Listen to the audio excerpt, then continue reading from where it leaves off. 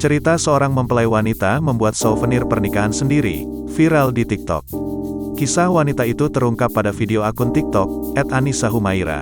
Dalam video terekam proses si wanita membuat souvenir berupa hand sanitizer itu. Hingga artikel ini tayang, video TikTok itu ditonton lebih dari 3,6 juta orang.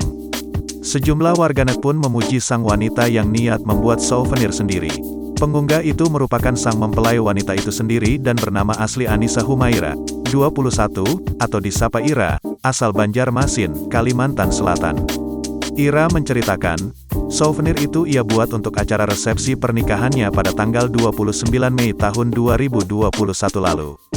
Alasan Ira membuat souvenir sendiri karena ia lebih senang mengurus semua kebutuhan di momen bahagianya itu.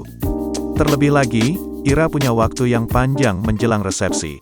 Tak hanya itu, ternyata Ira juga mengurus segala hal kecil pernikahan yang lain sendiri, seperti mahar hingga undangan.